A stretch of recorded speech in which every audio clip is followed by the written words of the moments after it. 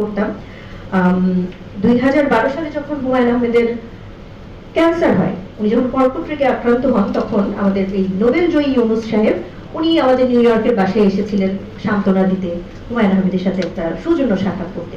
এবং আমার মনে হয়েছিল সেদিন, ওটা ঈদের দিন ছিল, কোরবানির ঈদ 2012 সালে, আমার মনে হয়েছিল যে আমি কি একটা ভাগ্যবান, আমার বাড়িতে নোবেল বিজয়ী ডক্টর ইউনুস এসেছেন। এবং আমি খুব আগ্রহ করে আমার ছেলেদেরকে ওনার কোলে বসিয়ে আমি ছবি তুলেছি, সেই ছবি আমি ফেসবুকেও পোস্ট করেছি। আজ আমার আমি বলতে বাধ্য হয়েছি, আমি আমার জীবনে ওনার মতো প্রতিশোধ পরায়ণ মানুষ আমি খুব কম দেখেছি। আমার কাছে মনে হয়েছে যে উনি প্রতিশোধ নেওয়ার জন্য উনি কিছু কাজ করেছেন। আমি একটা ছোট্ট ঘটনা মাঝখানে একটু অ্যাড করি, শিশুদেরকে নিয়ে যেহেতু কথা হচ্ছে। 2025 সালে মাইলস্টোন স্কুলে ভয়াবহ একটি অগ্নিকাণ্ড ঘটেছে। এটার পেছনে কি তদন্ত করলে কি বের হবে, এটাতে আমি একদমই যাব না। ওই সময়ও কিন্তু স্বাস্থ্য উপদেষ্টা নূরজাহান বেগম একদম অ্যাবসেন্ট ছিলেন। কোথাও তার কোনো একটা বিবৃতি, কোথাও ওনার কোনো একটা চেহারা আমরা দেখলাম না। এবং আমরা যারা ফেসবুকে বকবক করি, কোনো কিছুর আশা ছাড়াই যারা বকবক করি, আমরা বললাম যে উনি কোথায়, উনি কেন বলছেন না কিছু। যাই হোক, আমরা সম্প্রতি শুনলাম, তখনও শুনেছি কিন্তু তখন কোনো প্রমাণ ছিল না। আপনারা সবাই ডাক্তার সামন্তলাল সেনের নাম জানেন, এবং বাংলাদেশে বার্ন ইউনিট বা বার্ন হসপিটাল,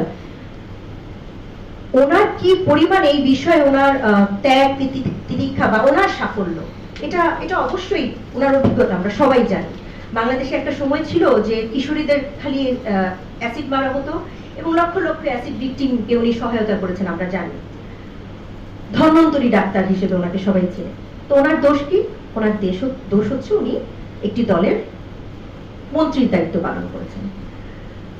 সেটার জন্য ওনার অনেক শাস্তি হতে পারে, যে উনি মন্ত্রীর দায়িত্বে থাকা অবস্থায় উনি কি কি অন্যায় করেছেন ওনার মন্ত্রিসভায়, সেটা নিয়ে ওনার শাস্তি হতে পারে। কিন্তু আমরা শুনেছি, তখনও শুনেছি, এবার আমরা একজন বর্তমান সরকারের একজন এমপির মুখে আমরা শুনেছি যে ওই সময়ে ডক্টর সামন্তলাল সেন উনি আগ্রহ প্রকাশ করেছিলেন যে মাইলস্টোন স্কুলের বাচ্চাগুলোর চিকিৎসায় উনি এগিয়ে আসতে চান। আমরা শুনেছি বর্তমান সরকারের একজন দায়িত্বশীল এমপির মুখে শুনেছি যে তখন নাকি অন্তর্বর্তীকালের সরকার প্রধান বলেছেন কোনো দরকার নেই।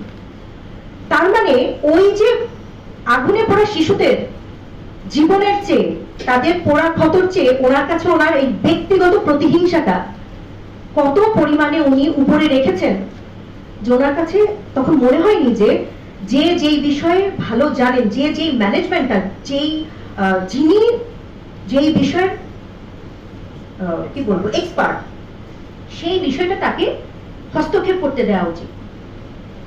আমি